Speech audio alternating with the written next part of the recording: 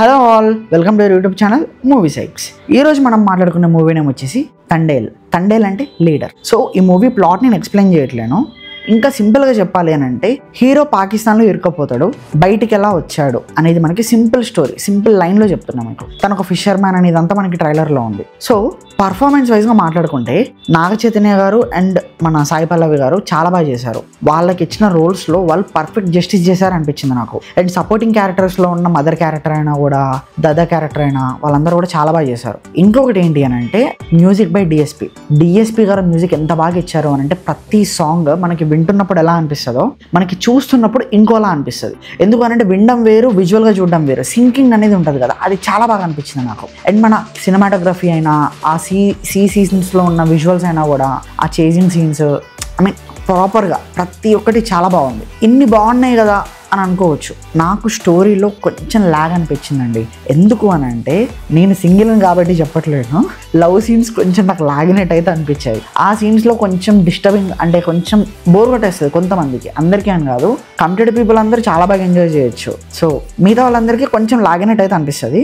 Balance అంటే love scenes, కొన్ని scenes పక్కకు పెడితే అపార్ట్ ఫ్రమ్ దట్ మూవీ మాత్రం చాలా బాగా నచ్చింది నాకు. స్టోరీ ఎలా అయితే రాసుకున్నారో, మన పాకిస్తాన్లో సీన్స్ అయినా, మన ఇండియాలో ఫిషర్మ్యాన్ సీన్స్ అయినా కూడా నాకు చాలా బాగా నచ్చాయి.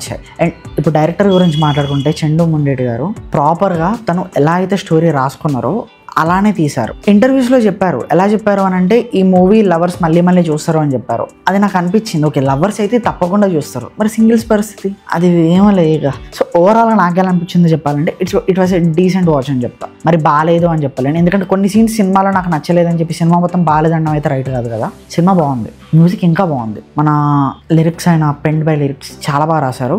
మనకి డిఎస్పీలో స్పెషాలిటీ ఏంటి అని అంటే ఒక సాడ్ సాంగ్ ఉంటుంది, అది దాచిపెడతారు, అది సినిమాలోనే రివీల్ చేస్తారు. అలానే మన బీజిఎం వెర్షన్స్ ఉంటాయి కదా, మన ఉప్పెన మూవీలో కనుక నీకన్ను నీళ్ళు సముద్రం అప్పుడు నీ గాలి తాకి హాయికి, ఆ మ్యూజిక్ అనేది అప్పుడే మూవీలోనే చూస్తాం మనం. సేమ్ అలానే ఇందులో బుజ్జితల్లి సాంగ్ అప్పుడు కూడా బుజ్జితల్లి థీమ్ ఇన్స్ట్రుమెంటల్ మ్యూజిక్ అని టైటిల్స్ అప్పుడు పడుతుంది. అది చాలా బాగా నచ్చుతుంది అందరికీ. ప్రతి ఒక్కరు ఆ సాంగ్ బయటికి ఎప్పుడు వస్తుంది అని అయితే పక్కా వెయిట్ చేస్తారు. సో మూవీ నాకు నచ్చిందండి.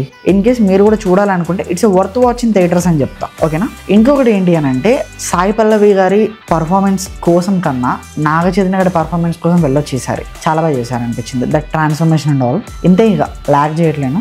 ఇది నా ఒపీనియన్. చూసాక నాకు ఎలా అనిపించిందో చెప్పాను. మీరు కూడా చూసి మీకు ఎలా అనిపించిందో కింద కామెంట్స్లో చెప్పండి. అలానే ఇలాంటి రివ్యూస్, సజెషన్స్ అండ్ అప్డేట్స్ ఇంకా కావాలి అనుకుంటే మన ఛానల్ని సబ్స్క్రైబ్ చేసుకోండి అబ్బా. అండ్ మన నోటిఫికేషన్స్ కూడా ఆన్లో పెట్టుకోండి. అట్లనే నా నోటిఫికేషన్లు మొత్తుకున్నట్టే మీ నోటిఫికేషన్ కూడా వీడియోలు రాగానే మొత్తుకుంటాయి, ఓకేనా. Thank you and we'll see another video. Bye.